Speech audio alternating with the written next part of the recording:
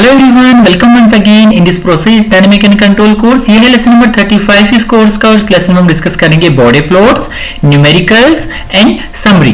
Summary में जो भी हमने फ्रीक्वेंसी रेस्पॉन्स डिस्कस किया, फ्रीक्वेंसी रेस्पॉन्स में हमने टॉपिक डिस्कस किया amplitude ratio, phase shift, then Bode plot, उन सबको यहाँ पर मैं समराइज करके 2 से 3 स्लाइड में कवर कर लूंगा, जिससे आप अपने शॉर्ट नोट्स प्रिपेयर कर सकते हो। क्लियर है? सो देखिए यहां पर हम डिस्कस कर रहे थे बॉडी प्लॉट। नाउ नेक्स्ट जो टॉपिक हमारा रहेगा body plot for PID controller. तो पीआईडी कंट्रोलर के लिए बॉडी प्लॉट हम कैसे लिखेंगे? देखिए बॉडी प्लॉट लिखने के लिए हम स्टार्ट करते हैं और इसके 2 पार्ट होते हैं। फर्स्ट हम लिख रहे हैं यहाँ पर फर्स्ट बॉडी प्लॉट। सो हम फेज शिफ्ट से स्टार्ट करते हैं Bode plot always. So Bode plot for PID controller के लिए हम लिखेंगे, देखिए amplitude ratio for PID controller is equal to kc into square root of 1 plus tau d into omega minus of 1 upon tau y into omega upon whole square।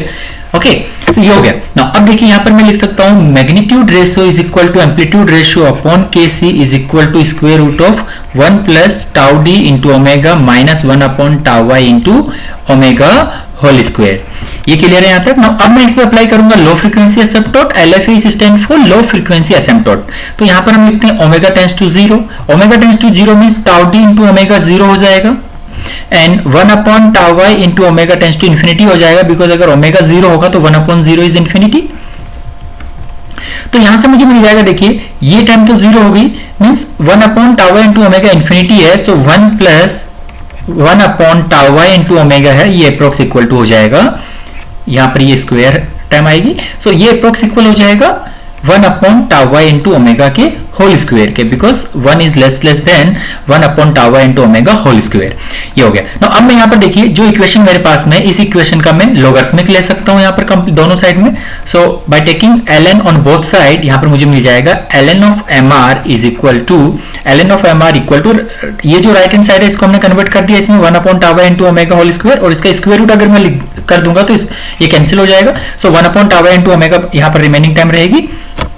So directly मुझे मिल जाएगा यहाँ से 1 upon ln of tau y into omega, because ये ln में जो भी time होती है 1 upon tau y into omega, इसको हम लिख सकते हैं, ये ln में है तो ln of tau y into omega -1 हो जाएगा, ये -1 पावर में आगे आ जाएगा। तो यहाँ पर मैं -1 लिख देता हूँ, ये मुझे मिल जाएगा। यहाँ से मैंने डायरेक्टली यहाँ पर ये लिख दिया। अब यहाँ से मैं कंपेयर कर सकता हूँ, ये है मेरी बेसिकली स्लोप यहाँ पर 1 हो गई, और अगर मैग्नीट्यूड रेशियो में देखूं तो mr is equal to tau y into omega होगा यहाँ पर।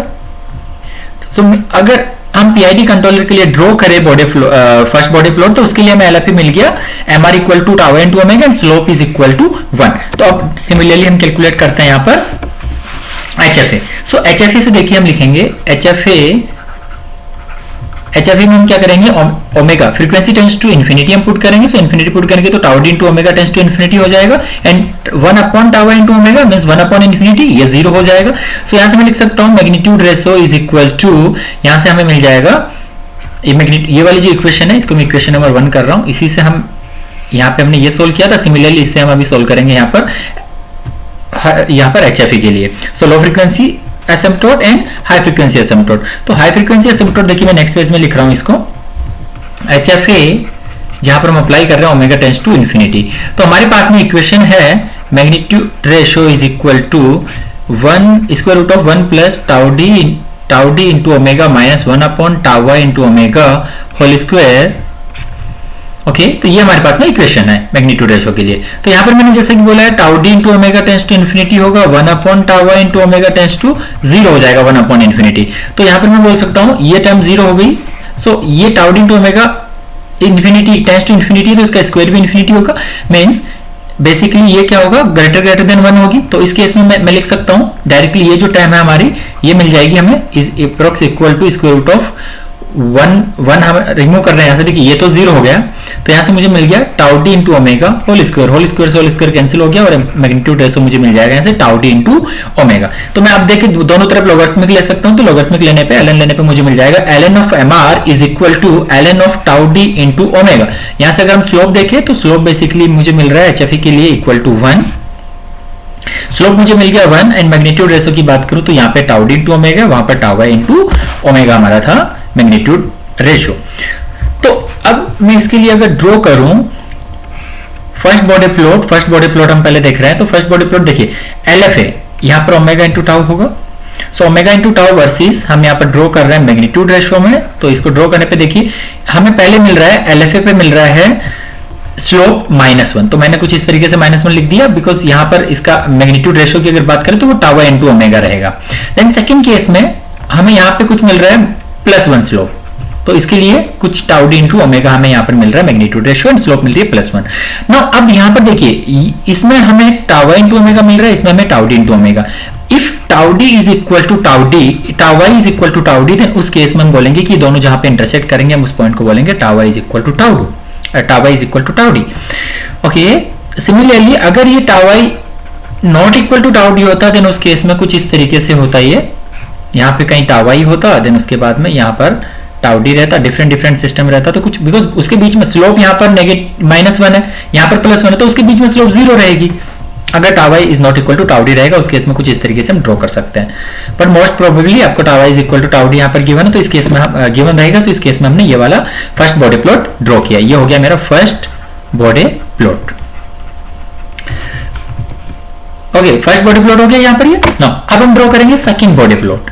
सो सेकंड बॉडी प्लॉट के लिए हम लिखते हैं यहाँ पर 5 second Bode plot for PID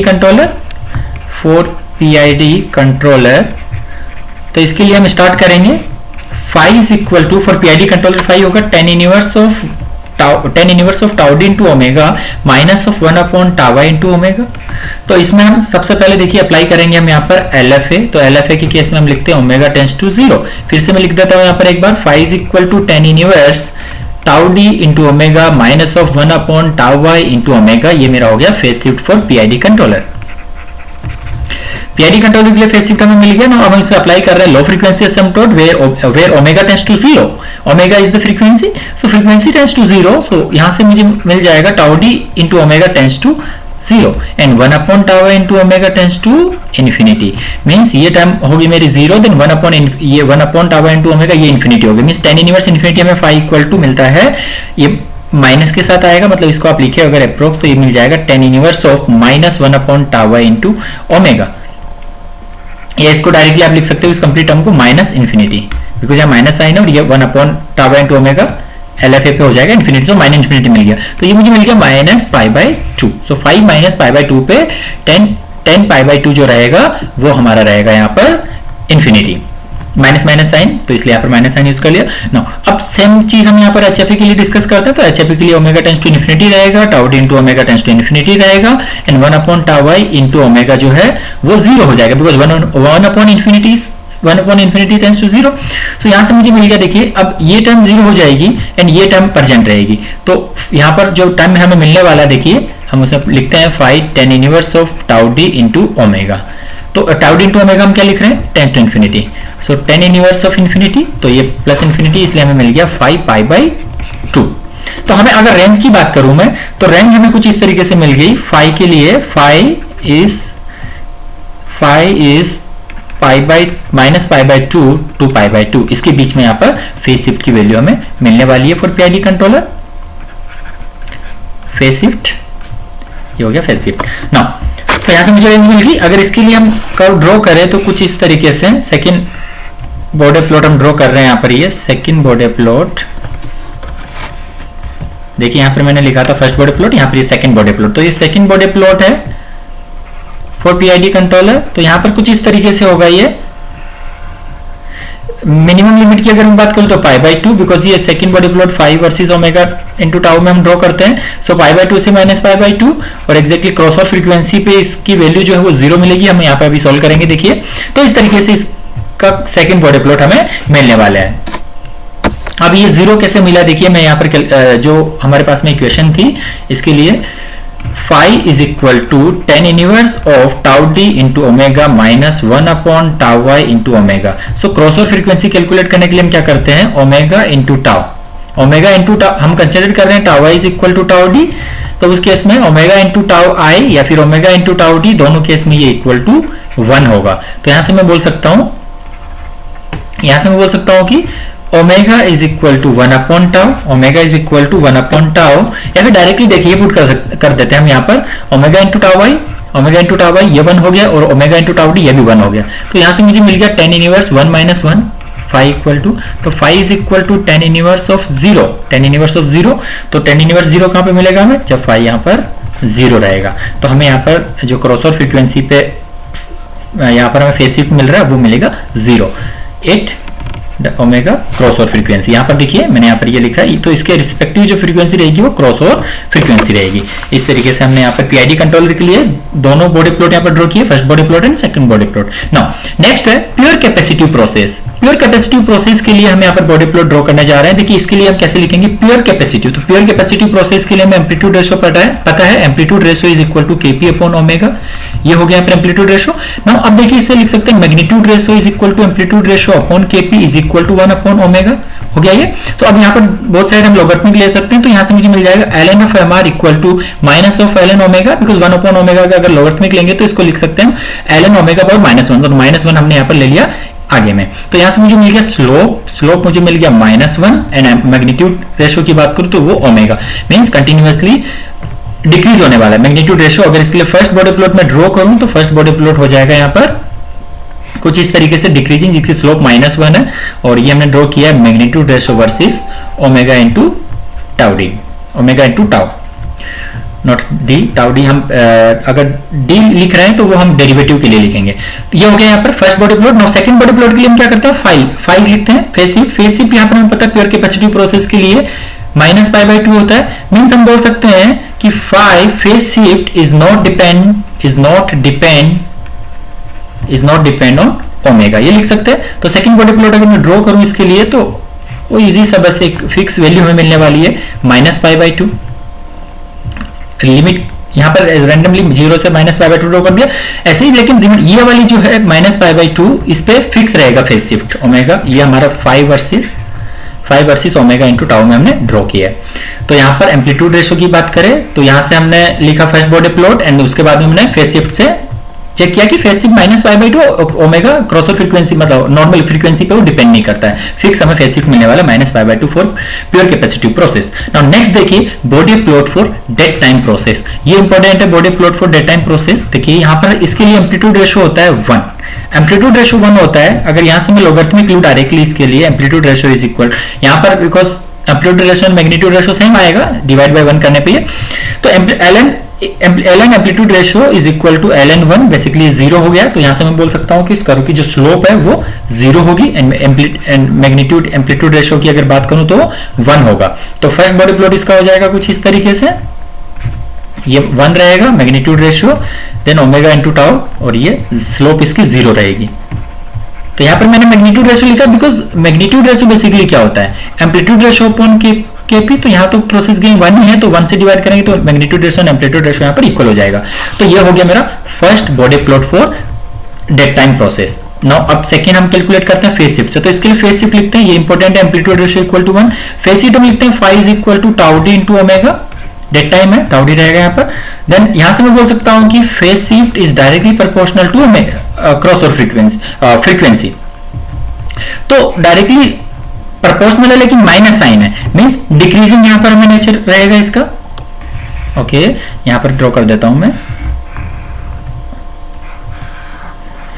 अगर मैं लिखूं यहाँ पे 5 देन यहाँ पे ओमेगा इनटू टाउ, तो कुछ इस तरीके का मुझे कर्व मिलेगा, कंटिन्यूअसली डिक्रीज होने वाला है फेज शिफ्ट जैसे जैसे क्रॉस ओवर फ्रीक्वेंसी जो है वो इंक्रीज होगी। तो यहाँ पर रैंडम वैल्यू लिख लीजिए 0, देन उसके बाद में -45, देन -90, तो कंटिन्यूअसली ये डिक्रीज होता रहेगा। ये रिलेशन हमें यहाँ से मिल गया, ये सेकंड बॉडी प्लॉट हो गया और ये फर्स्ट बॉडी प्लॉट हो गया। तो कंट्रोलर के लिए और ये dead time process and pure capacitive process के लिए, इनके लिए आपको सिंपल थोड़ा मिलेगा जो बॉडी प्लॉट हम ड्रॉ कर रहे हैं, first Bode plot and second Bode plot. Initially systems के लिए हम जब अप्लाई कर रहे थे उस केस में हमें थोड़ा कैलकुलेशन पोर्शन ज्यादा था, बिकॉज यहाँ पर इन सिस्टम्स के लिए फ्रीक्वेंसी पे कम डिपेंड करता है एम्पलीट्यूड रेशो एंड 5, तो उस केस में हमें इजीली यहाँ पर रिजल्ट मिल जा रहा है बॉडी प्लॉट ड्रॉ करना। नेक्स्ट देखिए 7th है यहाँ पर Bode plot for P controller. अब ये तो और भी इजी हो जाएगा। देखिए पी कंट्रोलर के लिए हम लिखते हैं amplitude ratio is equal to KC. अगर मैग्नीट्यूड रेशियो यहाँ से लिखूं मैं तो M R is equal to हो जाएगा amplitude ratio upon KC is equal to 1। यहाँ से अगर लॉगरिथमिक लूं तो ln M R is equal to ln1, तो ln1 इसको 0 लिख सकता हूँ। यहाँ से स्लोप मुझे मिल गया 0। तो अगर फर्स्ट बॉडी प्लॉट ड्रॉ करोगे तो इसमें आपको कुछ भी नहीं मिलेगा, 0 मिलने वाला है। मैग्नीट्यूड रेशियो, इसका मैग्नीट्यूड रेशियो की बात करूं तो 1 रहेगा, ये 1, देन ये magnitude ratio versus omega into tau में हमने ये कर्व ड्रॉ किया। देन इसके लिए सिमिलरली हम लिखते हैं फाई। तो हमें पता है पी कंट्रोलर के लिए फेज शिफ्ट जो है फाई वो 0 होता है, फेस एंगल। तो यहां से हम बोल सकते हैं कि phase shift does not depend on frequency. तो सेकंड बॉडी प्लॉट ड्रॉ करने का कुछ भी यहां पर मोटिव नहीं रहेगा हमारा।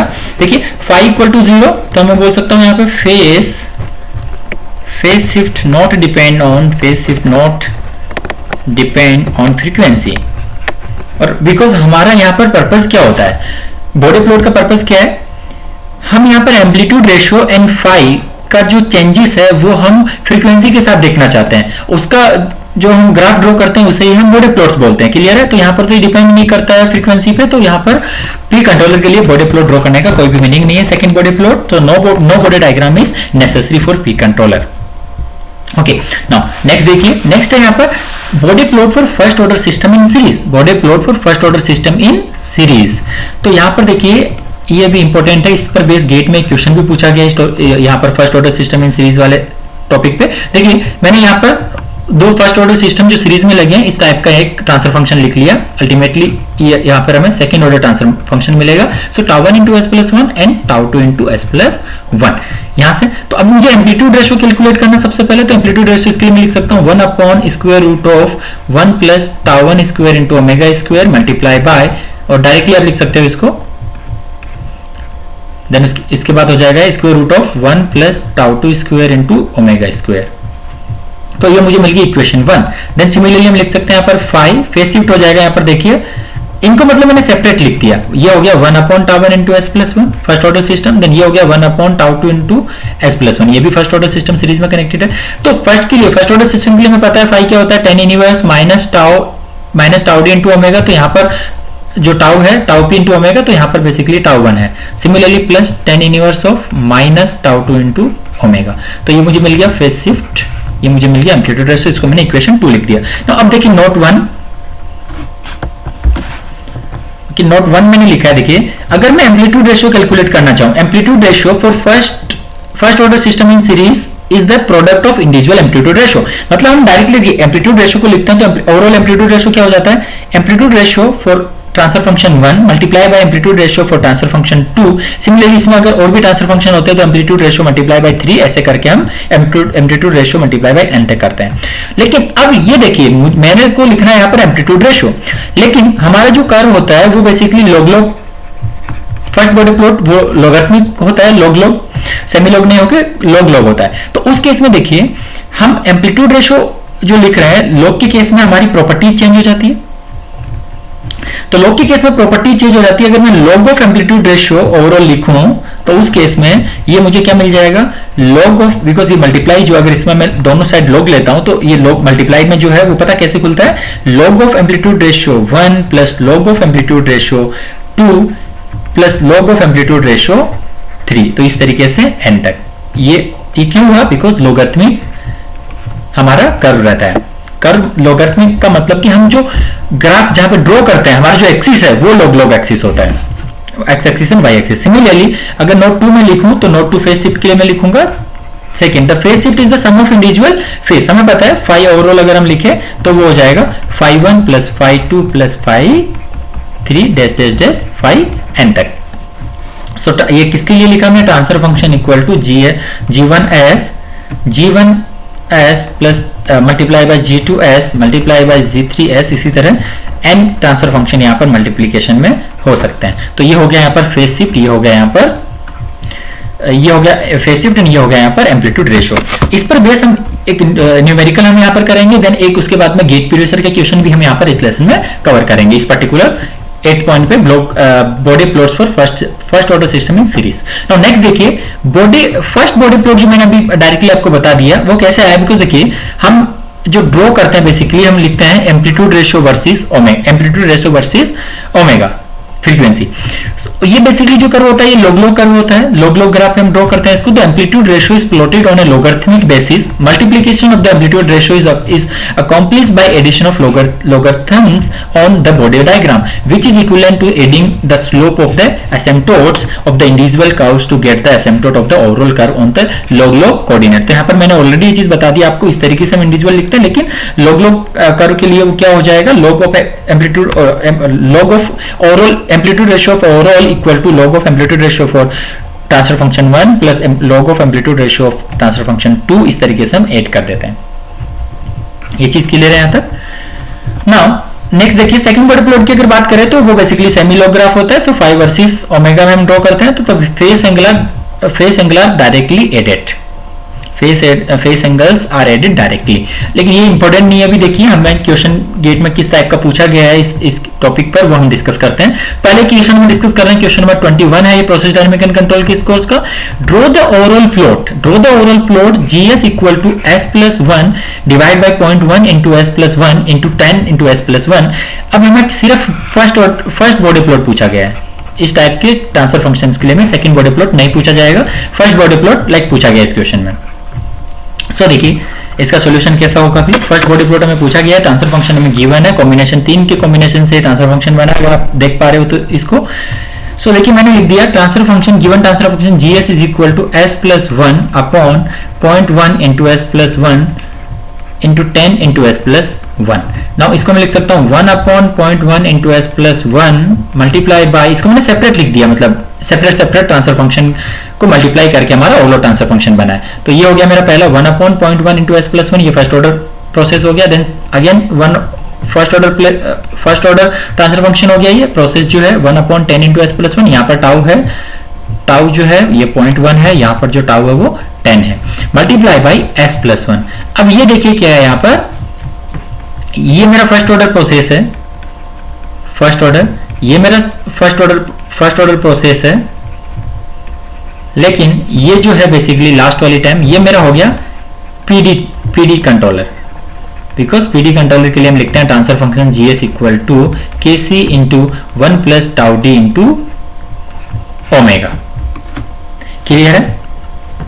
सो ये पीडी कंट्रोलर के लिए यहां पर अगर हम इसका यहां पर ये लिखे तो ये हो जाता है tau D into S plus 1 into के सी। तो देखिए इसको हम कैसे सोल्व करेंगे इस क्वेश्चन को अभी, तो इस तरीके से हमने लिख लिया, मतलब ये 3 कॉम्बिनेशन से मिलके हमारा ओवरऑल ट्रांसफर फंक्शन बना है, G1s, ये G2s एंड ये G3s।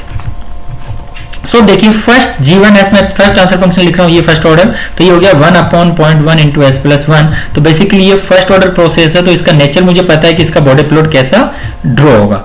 First Bode plot draw करना है, मतलब कि फर्स्ट बॉडी प्लॉट हम ड्रॉ करते हैं एम्पलीट्यूड रेशो या फिर magnitude ratio versus omega into tau.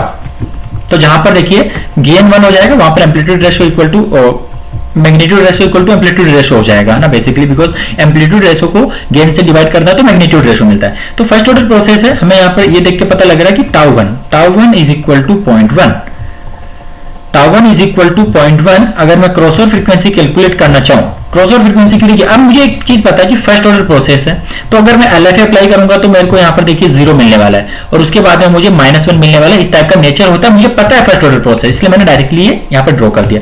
लेकिन ये किस पॉइंट पे इंटरसेक्ट करेंगे वो पॉइंट मुझे पता नहीं, तो उसके लिए मैंने क्या किया, यहाँ पर एक पॉइंट डिसाइड किया, इनको टच करने पे, इनको इंटरेक्ट करने पे, जहां पर ये पॉइंट इंटरेक्ट हो रहे हैं तो वो क्रॉसओवर फ्रीक्वेंसी, तो क्रॉसओवर फ्रीक्वेंसी कैलकुलेट करने के लिए हम क्या करते हैं, tau into omega into tau 1 equal to 1 put कर देंगे। ये कहां पर हम पुट करने वाले हैं, जस्ट हम यहाँ पर हमें टाउ 1 पता है, तो इसमें हम अभी देखिए टाउ इवन इसमें हम पुट करेंगे तो ओमेगा इक्वल टू मिल जाएगा 1 अपॉन टाउ 1। तो 1 अपॉन टाउ 1 ये हो गया 1 अपॉन टाउ 1 इज 1 अपॉन 0.1, तो ये हो गया 10। मतलब ये ओमेगा 10 पे बेसिकली ये स्लोप चेंज हो रही है इसकी, 0 से एलएफए से ये एचएफए में आ रहा है, 0 से -1 में आ रहा है। तो ये क्रॉसओवर फ्रीक्वेंसी यहाँ पर मुझे ये पता चल गया ये 10 है। नाउ नेक्स्ट देखते हैं सेकंड के लिए। सो सेकंड मैं लिख रहा हूँ यहाँ पर 1 अपॉन 10 इंटू एस प्लस 1, तो ये भी अगेन फर्स्ट ऑर्डर प्रोसेस है, डू मैं यहाँ पर सेम लिख रहा हूँ। सो यहाँ से देखिए हम लिख सकते हैं tau 2 is equal to 10। So again यहाँ पर सेम अगर हम इस तरीके से कैलकुलेट करें तो ये इसका नेचर ऐसा ही रहेगा, 0 स्लोप रहेगी, उसके बाद में -1 रहेगी। लेकिन यहाँ पर कॉर्नर फ्रीक्वेंसी कहाँ पे आएगी, देखिए omega into tau 2 is equal to 1 होना चाहिए। So tau 2 omega equal to 1 upon tau two, तो टाउ टू 10 है, यहाँ पर 1 अपॉन 10 हो जाएगा 0.1, मतलब 0.1 पे ये यहाँ पर स्लोप चेंज करेगा, ये हमें पता लग गया। नाउ नेक्स्ट देखिए third, g of 3, transfer function g of 3 equal to s plus 1, तो ये बेसिकली हो गया पीडी कंट्रोलर।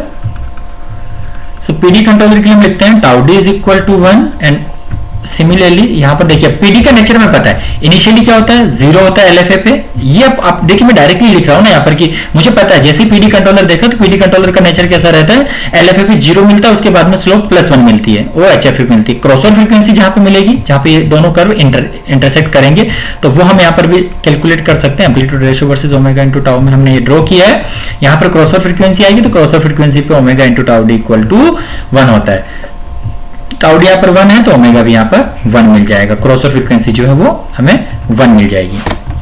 नाउ अब हमने जो डिफरेंट सेपरेटली लिखा है उनको हम एक साथ यहाँ पर ड्रॉ कर सकते हैं।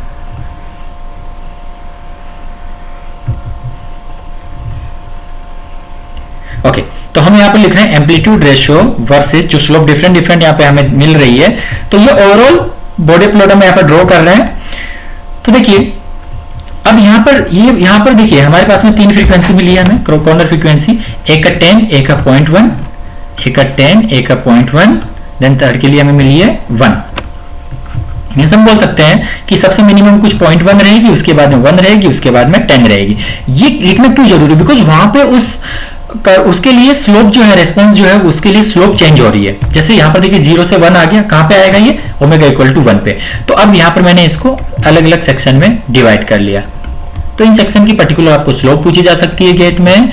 तो देखिए इनिशियली 0 से 0.1, तो 0.1 पे कौन अपनी स्लोप चेंज कर रहा है वो हम सबसे पहले आइडेंटिफाई करते हैं। तो ये है सेकंड वाला जो कर्व है वो अपनी स्लोप चेंज कर रहा है, 0 से 1 आ रहा है, तो यहां पर हम लिख देते हैं ये यहां तक 0 रहेगा, देन उसके बाद में ये -1 -1 -1, ये कौन सा वाला कर्व है, सेकंड कर्व है ये, सेकंड मतलब जो हमने लिखा था सेकंड ऑर्डर सिस्टम था हमारा सेकंड G2 ऑफ S के लिए, तो ये हो गया।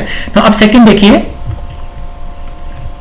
हम ड्रॉ करते हैं यहाँ पर ओमेगा, देखिए ये पीडी कंट्रोलर के लिए मिल रहा है हमें, क्रॉसओवर फ्रीक्वेंसी में मिल रही है 1, मतलब 1 पे ये स्लोप चेंज करेगा, तो 1 पे स्लोप चेंज करेगा, तो मैं कुछ इस तरीके से लिख रहा हूं, ये हो गया, यहां तक इसकी स्लोप 0 रहेगी, देन उसके बाद यहां पर क्रॉसओवर फ्रीक्वेंसी कॉर्नर फ्रीक्वेंसी जो है, नॉट क्रॉसओवर, कॉर्नर फ्रीक्वेंसी जो है उस पे इसकी वैल्यू वहां तक 0 रहेगी, उसके बाद में इसकी वैल्यू जो चेंज स्लोप है वो चेंज होकर यहां पर बन गई, ये बन गई यहां पर +1 एंड +1।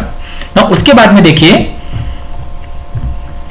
उसके बाद में जो फर्स्ट वाला सिस्टम हमारा अभी पेंडिंग है, तो उसके लिए भी मैं अब लिख देते हैं यहां पर फर्स्ट वाले की कॉर्नर फ्रीक्वेंसी जो है वो 10 है, क्लियर है। तो 10 के लिए 10 पे अपनी स्लोप चेंज करेगा और फर्स्ट ऑर्डर सिस्टम है तो 0 से -1 जाएगा, 10 पे 0 से -1 जाएगा, यहां तक देखिए 0 है, यहां भी 0 रहेगी, देन यहां पे भी 0 रहेगी, देन उसके बाद में ये जाता है 10 पे -1।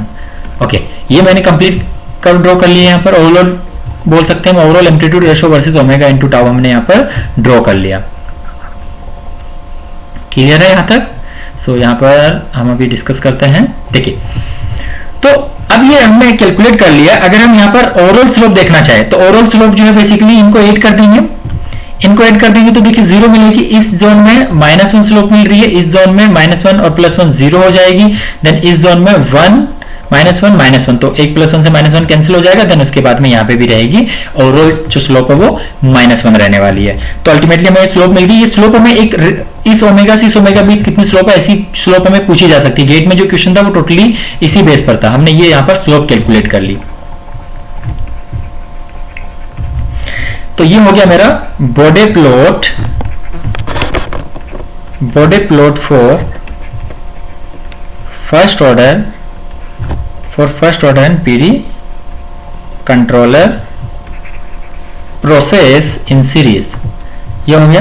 नाउ नेक्स्ट अब हम गेट वाला क्वेश्चन करेंगे, इसमें आपको कुछ पर्टिकुलर क्वेश्चन गिवन नहीं था, सिर्फ बस बॉडी प्लॉट ड्रॉ करना था, तो हमने ड्रॉ कर दिया। नेक्स्ट क्वेश्चन देखिए, यहाँ पर यहाँ पर पर्टिकुलरली पूछा गया है हमें क्वेश्चन में, एक उसका पार्ट है। देखिए ये क्वेश्चन नंबर 122 इस कोर्स का। Consider a system with the open loop transfer function GS equal to 1 upon S plus 1 into 2s plus 1 into 5 into S plus 1। Match the range of omega frequency in the group 1 with the slope of the asymptote of the log of amplitude ratio versus log of omega. मतलब first Bode plot यहाँ पर draw करना है, exactly में calculate क्या करना है यहाँ पर। Okay, match the column given है ये।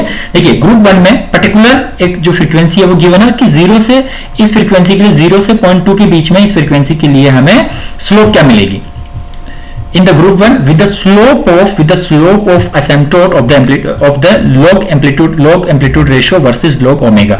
तो यहाँ पर हमें स्लोप चूज करनी है, देन उसके बाद में ओमेगा ग्रेटर देन 1 के लिए स्लोप क्या रहेगी वो भी हमें चूज करनी है। और ये चूज द यहाँ पर बेसिकली मैच द कॉलम जो है, match the column base question है। तो देखिए गेट 2004 का क्वेश्चन है ये ना। तो इसका सॉल्यूशन देखिए भी, तो हमें गिवन एक transfer function GS equal to 1 upon S plus 1 into 2s plus 1 into 5 into S plus 1। तो इसको मैं लिख सकता हूं सेपरेट फॉर्म में।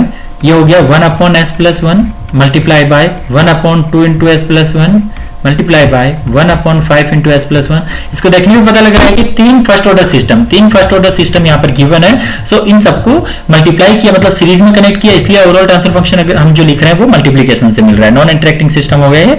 तो यहाँ पर देखिए अब इसको मैंने फर्स्ट लिख लिया, इसको सेकेंड लिख लिया, इसको यहाँ पर थर्ड लिख लिया।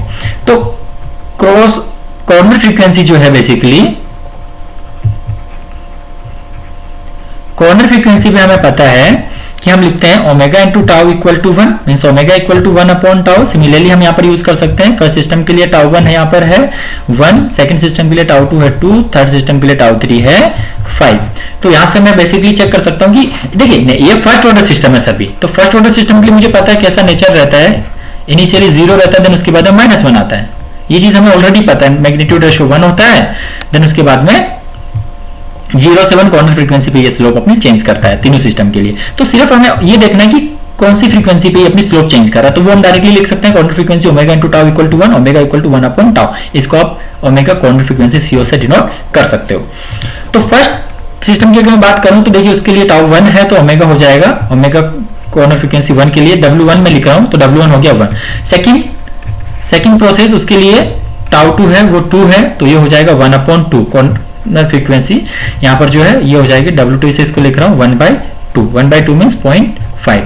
थर्ड उसके बाद में देखिए कॉर्नर फ्रीक्वेंसी इसके लिए हो जाएगी W3 से इसको मैं लिख रहा हूं 1/टाउ मींस 1/5 तो 1/5 होता है 0.2। ये मुझे मिल गई यहाँ पर कॉर्नर फ्रीक्वेंसी। अब मैं ड्रॉ कर देता हूं स्लोप डिफरेंट रेंज के लिए। ये मेरा एम्पलीट्यूड रेशियो यहाँ पर मैं लिख दिया, एम्पलीट्यूड रेशियो लिखा है फिर मैग्नीट्यूड रेशियो लिखो जब यहाँ पर Kp इक्वल टू 1 हो, कोई फर्क नहीं पड़ता है। इक्वल वर्सेस हम ड्रॉ कर रहे हैं ओमेगा में। तो अब यहाँ पर देखिए हमारे पास तीन फ्रीक्वेंसी है, ये 0.2 देन उसके बाद में 0.5 उसके बाद में 1। तो हम यहाँ पर इसको तीन भाग में डिवाइड कर देते हैं तीन पर्टिकुलर पार्ट में 0.2 0.5 एंड 1। तो अब यहाँ पर ओके तो अब देखिए हम अगर लिखिए फर्स्ट करो तो मैं लिख रहा हूं उसके लिए ड्रॉ कर रहा हूं तो इसकी कॉर्नर फ्रीक्वेंसी देखिए कहां पर है 1 पे है। देन सबसे कम जिसकी कॉर्नर फ्रीक्वेंसी उसको सबसे पहले मैं ड्रॉ करूंगा। तो ये देखिए थर्ड को मैं ड्रॉ कर रहा हूं जिसके लिए 0.2 पे वो स्लोप अपनी चेंज करने वाला है, 0.2 पे अपनी स्लोप चेंज करने वाला है। तो यहाँ पर यहाँ तक इसकी स्लोप 0 रहेगी बिकॉज फर्स्ट ऑर्डर सिस्टम में मुझे पता है ऐसा नेचर होता है 0 से -1। देन अपनी कॉर्नर फ्रीक्वेंसी पे ये उसके बाद में -1 मिलेगी हमें स्लोप। नाउ इसके बाद देखिए सेकंड में लिख रहा हूं जिसके लिए इससे ज्यादा कॉर्नर फ्रीक्वेंसी 0.5। तो 0.5 पे ये अपनी स्लोप चेंज करेगा उस कॉर्नर फ्रीक्वेंसी पे। तो यहां पर 0 रहेगा, यहां पर भी 0 रहेगा, उसके बाद में ये -1 इसकी स्लोप रहेगी। देन उसके बाद में आगे फर्स्ट ऑर्डर सिस्टम जो फर्स्ट वाला गिवन है तो उसके लिए हम कंसीडर कर रहे हैं कि ये 1 पे ओके 1 यहां पर हमने ड्रॉ किया तो 1 पे ये अपनी स्लोप चेंज करेगा। तो 1 तक ये 0 एंड 0 हमें मिलेगा, देन उसके बाद में -1 हमें मिलेगा। तो अब ओवरऑल स्लोप अगर हम देखना चाहे तो ओवरऑल स्लोप इस जोन में हमें मिल गई 0, पहले जोन में हमें मिल रही है ओवरऑल स्लोप 0। देन उसके बाद में ये ओवरऑल में लिख रहा हूं है ना ब्लैक कलर से। सो उसके बाद में -1 देन उसके बाद में -2 उसके बाद में -3 ये हमें मिल गई ओवरऑल स्लोप। तो यहां से मैं लिख सकता हूं मुझे पूछा गया था इस क्वेश्चन में मुझे पूछा गया था 0 से 0.2 के बीच और 1 से ग्रेटर देन, तो इस बीच में हमें यहाँ पर स्लोप कैलकुलेट करनी है। तो बेसिकली 0 से 0.2 के बीच यहाँ पर 0 है, तो यहाँ से इसके बीच स्लोप कितनी होगी 0, एंड उसके बाद में ओमेगा ग्रेटर देन 1 के लिए स्लोप कितनी है -3। तो यहाँ पर 0 एंड -3 देखिए, 0 एंड -3, तो P के लिए अगर हम बात करें तो P में हो जाएगा यहाँ पर 5th number option, and W is greater than 1 जिसके लिए -3 मिल रही है तो उसके लिए 2 रहेगा। मींस P में 5 तो B and C option cancel हो गए। देन उसके बाद में Q में जो है -3, तो Q में -3 देखिए, ओके Q में -3 मतलब नॉट -3, ये ऑप्शन 3 गिवन है ना, -3 यहाँ पर, तो -3 कौन से ऑप्शन में गिवन है 2 में, तो P में 2 ये वाला हो गया। तो यहाँ पर करेक्ट आंसर है इस क्वेश्चन का ऑप्शन ए, P में 5th नंबर ग्रुप 2 से 5th number option and Q में 2nd नंबर ऑप्शन। क्लियर है? इस टाइप की क्वेश्चन आप अभी कर सकते हो। नाउ नेक्स्ट अब देखिए हमारा आ गया समरी टॉपिक। मतलब अभी तक हमने जो लास्ट इंक्लूडिंग इस लेसन को, लास्ट 3 लेसन में जो हम कवर कर रहे हैं फ्रीक्वेंसी रेस्पॉन्स, तो उसमें हमने इंपॉर्टेंट क्या क्या चीज डिस्कस की। सबसे पहले हमने फ्रीक्वेंसी रेस्पॉन्स के लिए amplitude ratio, different process and controller के लिए हमने एम्पलीट्यूड रेशियो लिखना सीखा। उसके बाद में हमने फेज शिफ्ट कैलकुलेट करना, amplitude ratio phase shift calculate करना सीखा। तो उसके लिए हमें क्या रिक्वायरमेंट होती थी, हमें उस सिस्टम का, उस प्रोसेस का, उस बेसिकली उस कंट्रोलर के लिए हमें ट्रांसफर फंक्शन पता होना चाहिए। अगर हमें ट्रांसफर फंक्शन पता है तो हम एम्पलीट्यूड रेशियो कैलकुलेट कर सकते हैं और फेज शिफ्ट हमें कैलकुलेट कर सकते हैं। ओके, तो देखिए पहला सिस्टम यहाँ पर मैंने कंसीडर किया, ये प्रोसेस है यहाँ पर। तो पहला प्रोसेस है मेरा फर्स्ट ऑर्डर सिस्टम। तो फर्स्ट ऑर्डर सिस्टम के लिए अगर हम ट्रांसफर फंक्शन लिखना चाहे तो ट्रांसफर फंक्शन हो जाएगा g of s equal to kp upon tau p into s plus 1। Then second amplitude ratio लिखे तो एम्पलीट्यूड रेशियो में मिला था kp upon square root of 1 plus tau p square into omega square. Mostly cases में ये process जो रहता है उसमें kp 1 गिवन रहता है, तो यहाँ पे एम्पलीट्यूड रेशियो भी डिनोमिनेटर में 1 हो जाता है। देन उसके बाद में फेज शिफ्ट यहाँ पे मिलता है फर्स्ट ऑर्डर सिस्टम के लिए phi equal to tan inverse minus of tau p into omega.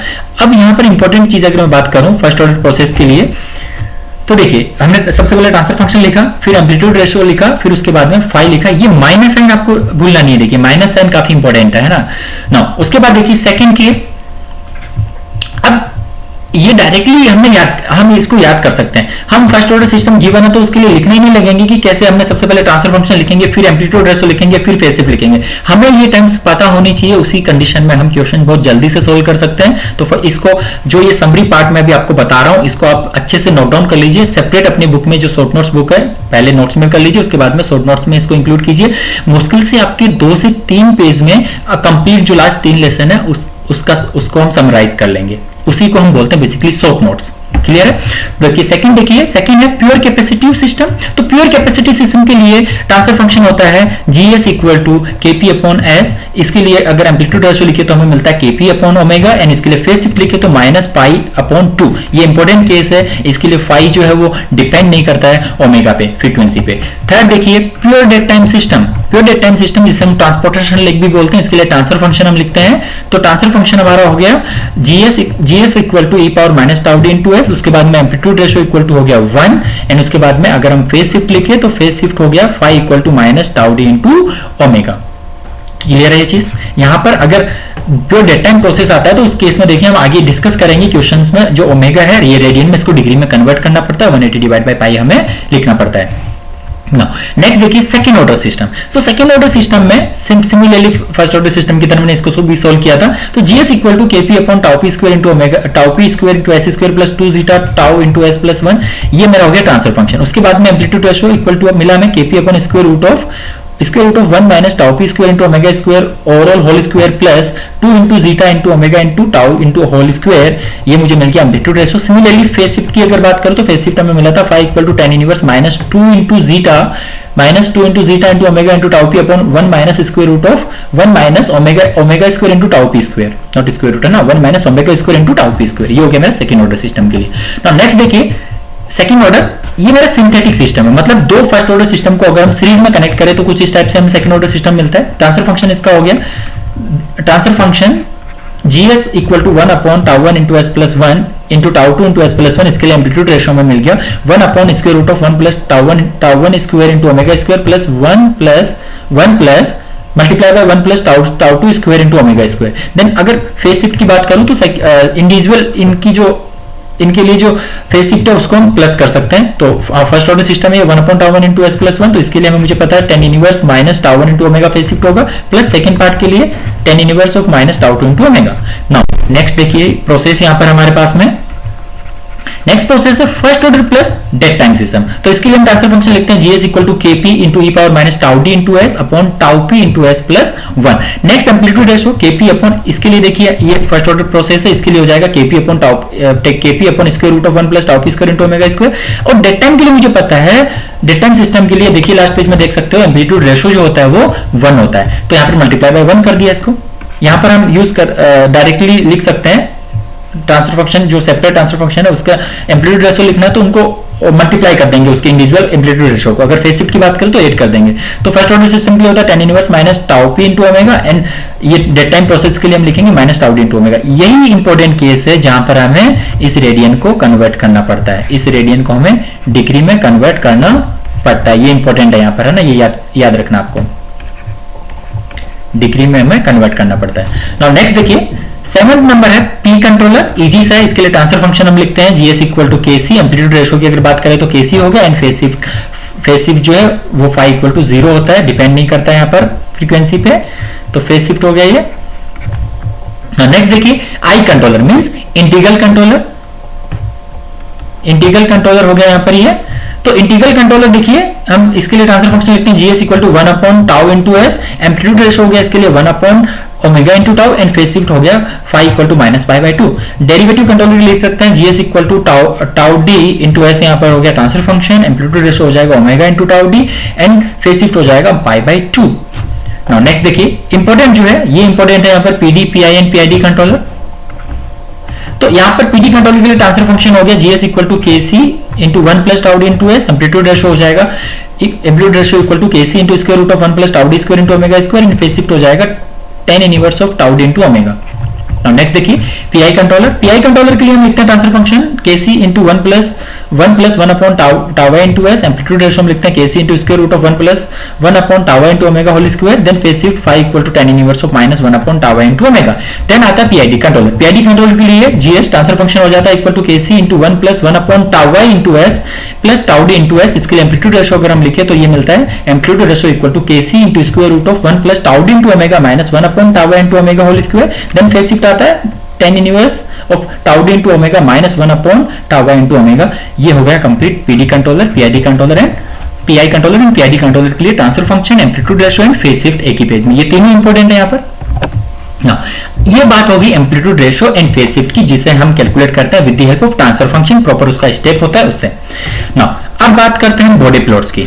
तो बॉडी प्लॉट भी अगेन इंपॉर्टेंट है, जैसा मैंने आपको क्वेश्चन बताया था। तो पर्टिकुलर प्रोसेस के लिए आपको डायरेक्टली उसका रेस्पॉन्स पता होना चाहिए। अगर उसका रेस्पॉन्स नहीं पता है तो अगर आप बॉडी प्लॉट ड्रॉ करने बैठोगे तो बहुत टाइम आपका वेस्ट हो जाएगा। फर्स्ट देखिए, फर्स्ट यहाँ पर मैंने लिखा है first order system. First order system के लिए हमने देखा कि इनिशियली लो फ्रीक्वेंसी एसिम्पटोट पे हमें 0 स्लोप मिलती है, ये स्लोप है बेसिकली, और उसके बाद में एचएफए के लिए हमें -1 स्लोप मिलती है, और इनिशियली मैग्नीट्यूड रेशो जो होता है वो 1 हमें मिलता है, और इस जिस पॉइंट पे इंटरसेक्ट करते हैं वहां पर कॉर्नर फ्रीक्वेंसी होती है। तो कॉर्नर फ्रीक्वेंसी देखिए यहाँ पर हमें मिली थी फर्स्ट ऑर्डर सिस्टम के लिए -π/4 पे। ये रेंज इंपॉर्टेंट है, रेंज की बात करूं तो ये इसके लिए रेंज हमें मिल रही थी, ये रेंज है फाई की रेंज, फेज शिफ्ट के लिए रेंज है। तो फेज शिफ्ट के लिए फर्स्ट ऑर्डर प्रोसेस के लिए रेंज मिलती है -π/2 से 0, इंक्लूड नहीं होता है -π/2 एंड 0।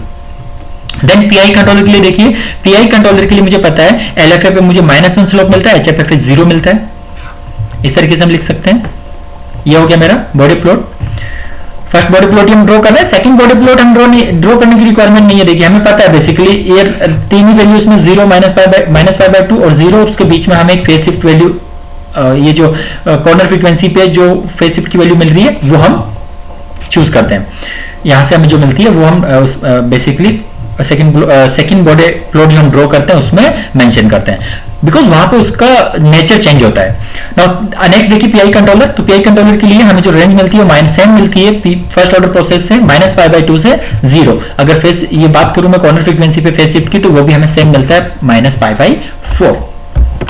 ना अब नेक्स्ट देखिए पीडी कंट्रोलर। तो पीडी कंट्रोलर के लिए मैं अगर बॉडी प्लॉट ड्रॉ करूं तो बॉडी प्लॉट यहाँ पे हो जाएगा। देखिए पीडी कंट्रोलर है तो इनिशियली 0 स्लोप होती है, उसके बाद में 1 हमें मिलती है स्लोप, और ये मैग्नीट्यूड रेशियो 1 हो जाएगा। तो यहाँ से मुझे कुछ इस तरीके का, और जिस पॉइंट पे ये इंटरसेक्ट करता है उसे हम बोलते हैं कॉर्नर फ्रीक्वेंसी पॉइंट, बिकॉज वहां पर जो फ्रीक्वेंसी होती है वो कॉर्नर फ्रीक्वेंसी होती है। कॉर्नर फ्रीक्वेंसी देखिए यहाँ पर इस केस में मिल रही है हमें π/4। अगर इसके लिए मैं रेंज लिखूं तो देखिए यहाँ पर 0 से π/2 हमें मिल रहा है, 0 से π/2। अभी तक पहले दो केसेस में हमें -π/2 से 0 मिला, देन यहाँ पर हमें 0 से π/2 मिला। अब नेक्स्ट देखिए पीआईडी कंट्रोलर। तो पीआईडी कंट्रोलर की फर्स्ट ऑर्डर प्रोसेस कुछ इस तरीके से ड्रॉ किया हमने कि अगर tau equal to tau D है तो इनिशियली एलएफए पे हमें स्लोप -1 मिल रही है, एचएफए पे हमें स्लोप 1 मिल रही है, तो इस तरीके का नेचर होगा। अगर tau is not equal to tau D है तो यहाँ पर स्लोप एलएफए की -1 है, यहाँ पर +1 है, रिमेनिंग सेक्शन जो उसमें 0 रहेगी स्लोप। और इसके लिए रेंज हमने पीआईडी कंट्रोलर के लिए फाई की रेंज हमने कैलकुलेट की थी, तो फाई की रेंज हमें मिली थी। ये काफी इंपॉर्टेंट है गेट पॉइंट ऑफ व्यू से जो फाई की रेंज है। तो इसके लिए पीआईडी कंट्रोलर के लिए हमें फाई इक्वल टू मिलेगा -π/2 से π/2 तक, ये हमें रेंज मिलती है। तो यहां पर फेज शिफ्ट की अगर बात करें, कॉर्नर फ्रीक्वेंसी की बात करें तो फाई इक्वल टू जो है वो 0 पे हमें मिलता है पीआईडी कंट्रोलर के केस में। नाउ नेक्स्ट देखिए कॉर्नर फ्रीक्वेंसी के केस में वो हमें मिल रहा है। नेक्स्ट फिफ्थ है सेकंड ऑर्डर सिस्टम। तो सेकंड ऑर्डर सिस्टम के लिए अगर हम ड्रॉ करें बॉडी प्लॉट तो कुछ इस तरीके से होता है। बॉडी प्लॉट मैग्नीट्यूड रेशियो यहां पर आता है, उसके बाद उसकी सेकंड ऑर्डर सिस्टम तो उसकी स्लोप इनिशियली 0 रहती है और उसके बाद में इसकी स्लोप -2 हो जाती है। ये सेकंड ऑर्डर प्रोसेस है, सिंथेटिक सेकंड ऑर्डर नहीं है, ये नेचुरली जो सेकंड ऑर्डर सिस्टम है वो है। तो इस तरीके से इसकी स्लोप रहती है, और यहां पर जहां पर ये इंटरसेक्ट करते हैं उसे हम बोलते हैं कॉर्नर फ्रीक्वेंसी। उस पॉइंट पर कॉर्नर फ्रीक्वेंसी हमें मिलती है। तो यहां पर मैंने देखिए रेंज की बात नहीं की है, तो ये बेसिकली कॉर्नर फ्रीक्वेंसी यहां से मिलती है phi C equal to 1 tau. And synthetic second order अगर पूछा गया तो उसके लिए मैं अगर रेंज की बात करूं तो रेंज हमें मिलेगा -π से 0। सिंथेटिक सेकंड ऑर्डर, दो फर्स्ट ऑर्डर सिस्टम को अगर हमने सीरीज में कनेक्ट किया तो हमें सिंथेटिक सेकंड ऑर्डर सिस्टम मिलेगा। तो उसकी जो रेंज है -π/2 से 0 होती है सिंगल फर्स्ट ऑर्डर सिस्टम की। तो दो सिस्टम को मतलब सीरीज में कनेक्ट किया तो इसके लिए फेज शिफ्ट की जो रेंज है वो डबल हो जाएगी, -π से 0 हो जाएगा। Now pure capacity process next है। इसके लिए देखिए हमें यहाँ पर जो मैग्नीट्यूड रेशियो है वो बेसिकली डिक्रीज -1 स्लोप इसकी -1 और इसके साथ में कंटिन्यूसली जैसे जैसे ओमेगा इंक्रीज होता है वैसे वैसे ये डिक्रीज होता है। अगर इसके लिए मैं बात करूं कॉर्नर फ्रीक्वेंसी, तो कॉर्नर फ्रीक्वेंसी यहां पर बेसिकली जो फ्रीक्वेंसी वो हमें मिलता है -π/2 प्योर कैपेसिटी प्रोसेस के लिए। फाई इज इक्वल टू -π/2, वो डिपेंड नहीं करता है फ्रीक्वेंसी पे, तो not depend on frequency. Okay, तो बेसिकली जो फेज शिफ्ट है वो डिपेंड नहीं करता है यहां पर फ्रीक्वेंसी पे। तो ये हो गया 6 प्रोसेस। नाउ नेक्स्ट है डेड टाइम प्रोसेस। 7 प्रोसेस यहां पर मैंने लिखा है, इसके लिए अगर हम फाई लिखे तो ये हो जाएगा -τ/2 ओमेगा। तो यहां पर देखिए डेड टाइम प्रोसेस के लिए हमें स्लोप जो है वो 0 मिल रही है। नाउ डेड टाइम प्रोसेस के लिए हम अगर फाई लिखना चाहे तो फाई होता है -τ/2 ओमेगा। तो यहां पर बेसिकली जो फाई है वो डायरेक्टली प्रोपोर्शनल है ओमेगा के। ओके, तो इसमें हम बोल सकते हैं कि नो कॉर्नर फ्रीक्वेंसी एग्जिस्ट नहीं करता है, और यहां पर हम लिख सकते हैं corner frequency is equal to 0। Now P controller, next है पी कंट्रोलर। इसके लिए स्लोप की अगर हम बात करें तो सिंपल सा होता है, इसका ट्रांसफर फंक्शन हमने लिखा था इक्वल टू केसी। तो इसके लिए स्लोप 0 है एंड जो कॉर्नर फ्रीक्वेंसी वो बेसिकली 0 होगी, बिकॉज यहां पर भी एग्जिस्ट नहीं करती कॉर्नर फ्रीक्वेंसी पी कंट्रोलर के लिए भी, डेट टाइम के लिए भी नहीं करती है, पी कंट्रोलर के लिए भी नहीं करती है। तो ये था complete frequency response topic guys. इसमें मैंने कंप्लीट डिस्कस किया। सबसे पहले फ्रीक्वेंसी रेस्पॉन्स का जो नेचर होता है वो कैसा रहता है, उसमें इनपुट स्पेशल केस होता है कि उसमें इनपुट साइनसोइडल टाइप का होता है और आउटपुट जो है वो भी हमें साइन वेव मिलता है। देन उसके बाद में हमने कंपेयर किया क्या चेंजेस होता है कि जो फीचर्स है वो हमने डिस्कस किया। उसके बाद में एम्पलीट्यूड रेशियो हमने डिस्कस किए, एम्पलीट्यूड रेशियो कैलकुलेट करना एंड फेज शिफ्ट कैलकुलेट करना for different processes and for different controllers, वो हमने डिस्कस किया। उसके बाद आ जाता है Bode plot. Body plot basically यहाँ पर amplitude ratio and phase shift को कॉर्नर जो फ्रीक्वेंसी है, फ्रीक्वेंसी के साथ में जो चेंजेस है उसको ड्रॉ करना, उसको ग्राफिकली रिप्रेजेंटेट करना ही बॉडी प्लॉट होता है। तो फिर उसके बाद में हमने सभी सिस्टम एंड कंट्रोलर के लिए बॉडी प्लॉट ड्रॉ किए। बॉडी प्लॉट दो टाइप के होते हैं, first Bode plot and second Bode plot. First log plot होता है एंड सेकंड जो है वो सेमी लॉग होता है। तो ये हमने कंप्लीट टॉपिक डिस्कस किया। उसके बाद में हमने यहाँ पर समराइज कर लिया जिससे कि आप इसको शॉर्ट नोट्स में अपने इंक्लूड कर सको। नाउ अब नेक्स्ट देखिए, नेक्स्ट लेसन से हम स्टार्ट करेंगे body stability criteria. Important topic है बॉडी स्टेबिलिटी क्राइटेरिया। उसके बाद हम डिस्कस करेंगे crossover frequency, phase crossover frequency और गेन क्रॉसओवर फ्रीक्वेंसी आता है। तो अभी तक लास्ट इस लेसन में जो भी मैं टर्म यूज कर रहा था वो कॉर्नर फ्रीक्वेंसी यूज कर रहा था। क्लियर है? अगर कहीं पे मैंने उसको क्रॉसओवर फ्रीक्वेंसी कंसीडर किया है, देन आप उसको कॉर्नर फ्रीक्वेंसी कंसीडर कीजिए प्लीज। नाउ तो बॉडी स्टेबिलिटी क्राइटेरिया हो गया, उसके बाद में क्रॉसओवर फ्रीक्वेंसी में डिस्कस करेंगे। देन उसके बाद नेक्स्ट टॉपिक होगा हमारा gain margin and phase margin, ये भी इंपॉर्टेंट टॉपिक है गेट मोटो व्यू से। देन उसके बाद में हम डिस्कस करेंगे गेट क्वेश्चन और फ्रीक्वेंसी रेस्पॉन्स, जितने भी क्वेश्चन फ्रीक्वेंसी रेस्पॉन्स पर है, बॉडी स्टेबिलिटी क्राइटेरिया पे है, वो हम डिस्कस करेंगे नेक्स्ट लेसन्स में। Okay guys, so thank you for watching my video. If any question in query, then please comment in comment section, and please don't forget to subscribe my channel ChemGate Academy. ChemGate Academy. Okay guys, इसके साथ ही आप देखिए यहाँ पर मेरी जो website है www.chemgateacademy.com, इस पे आपको टेस्ट सीरीज मिलेगी। मैं यहाँ पर कुछ टाइम में टेस्ट सीरीज लेके आऊंगा, और उसके साथ ही जितने भी वीडियोस आपको सब्जेक्टिव वहां पर एक ही प्लेटफॉर्म पर मिल जाएंगे, जिससे आप डायरेक्टली जिस टॉपिक में आपको प्रॉब्लम है वो आप सर्च करके वहां से डायरेक्टली आप उसका यूज कर सकते हो अपनी गेट प्रिपरेशन में। Okay guys, so next start करेंगे हम यहाँ पर body stability criteria next lesson में। ओके